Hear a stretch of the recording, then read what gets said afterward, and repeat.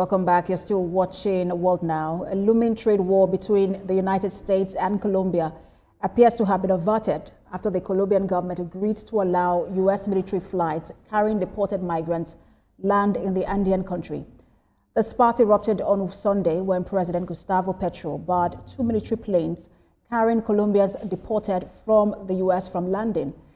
The Trump administration responded by threatening to slap punitive tariffs on Colombia exports to the U.S. President Petro at first said Colombia would retaliate by imposing tariffs on U.S. goods, but the White House later announced that Colombia had agreed to accept migrants, including those arriving on U.S. military aircraft, without limitation or delay. The White House hailed the agreement with Colombia as a victory for President Trump's hardline approach after the country's two leaders had exchanged threats on social media on Sunday. With this development, the U.S. will not impose tariffs on Colombia or after Bogota bans. Donald Trump had ordered 25% tariffs on all Colombian goods after the country's president, Gustavo Petro, earlier refused landing to two U.S. military deportation flights on Sunday. President Petro initially said his country would only accept migrants from the U.S. if they arrived on civilian planes, saying that they should not be treated like criminals.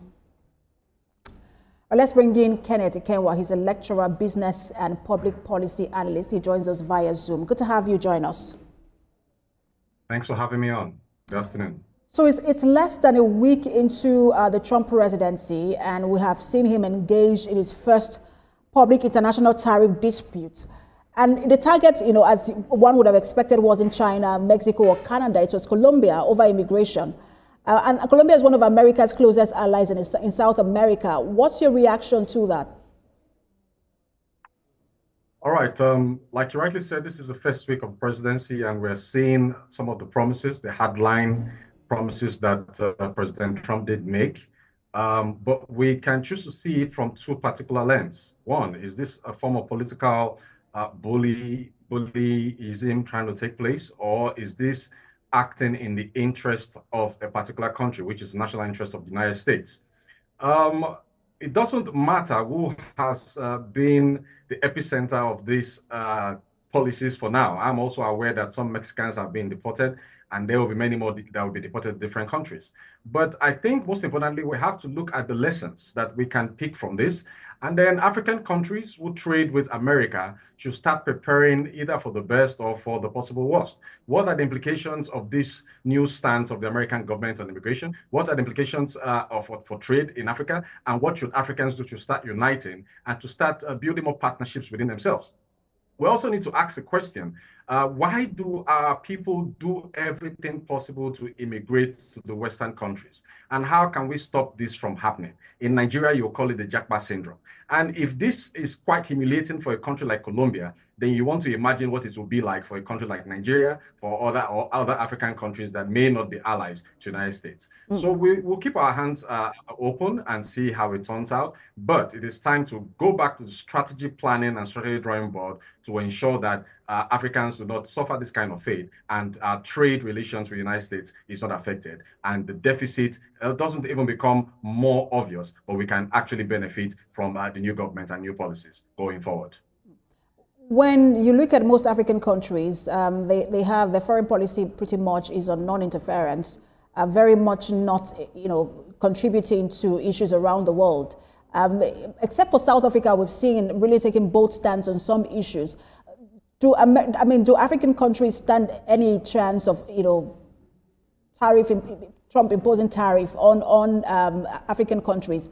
And then I also wanted to ask you what this stance we have seen him take, what it means for the AGOA platform, which has exhausted its 25 years of agreement, waiting to be reenacted by the Congress in America, and what position you think that Trump might take. All right, when it comes to the position that African countries could take in terms of retaliating with tariffs, that is not possible, because for the statistics would actually show, and the data does actually show, that the trade relations between America and the entire perhaps sub-Saharan African continent is not up to about 10% GDP or even 5% GDP of American trade value to the American trade GDP, to American GDP. Now, with respect to the AGOA Pact, I have been a student of that for about 10 years, and I can tell you that I'm not certain that too many African countries, especially sub-Saharan African countries, did actually benefit, from that act. And that is simply because the kind of goods that were actually put on that list for Africans to actually export to the United States are not the real goods that you will say constitute a real substance of trade.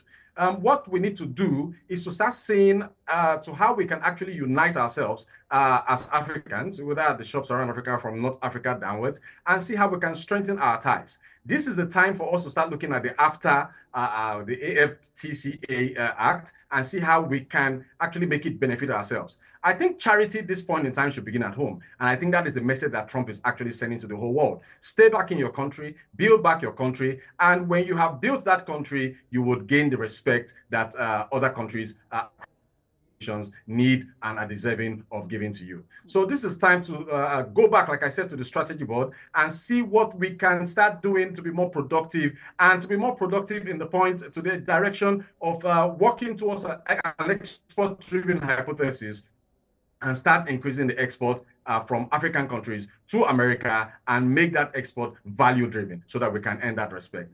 With respect to non-interference, African countries do not have the economic mainstay for now to be able to say, I'll talk to countries like America. But there is a need for us to now increase our shuttle diplomacy and make sure that we keep the relationship with these Western powers right, and make sure that we're not on the deficit end, or make sure that we don't default when it comes to issues like getting aids and getting loans. Why I do not subscribe to African countries, obtaining loans and obtaining aid, I think that it is time for us to start, looking inwards and building the future that Africa, in the longest while, is long deserving of, and we have that potential, and I'm sure that we can do it. It's a wake-up call, and I'm sure that we will sit tight, and build back Africa and make it better. A wake-up call indeed, especially interesting because you mentioned the AFCFTA, and hopefully African countries begin to take that very seriously. Thank you so much for your time. I'm Kenneth Ikenwa, lecturer, business and public policy analyst. Thanks for having me on. Right now to Eastern Europe, where Alexander Lukashenko has been re-elected as president of Belarus, winning a 7th five-year term. This is according to the preliminary results from the Central Election Commission, cited by the state news agency Belta today. The commission said Mr. Lukashenko won 86.82% of the vote in the presidential election held on Sunday.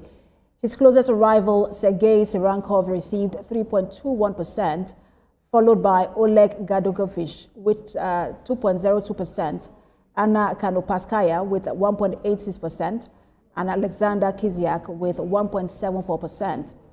Under Belarusian law, a candidate must secure over 50% of the vote to win the presidency. The Election Commission is expected to release final results by the 5th of February. Just over 6.9 million citizens were eligible to vote in the election, and early voting took place on the 21st to the 25th of January. According to Igor Karpenko, the commission's chairman, nearly 500 international observers were accredited to monitor the vote.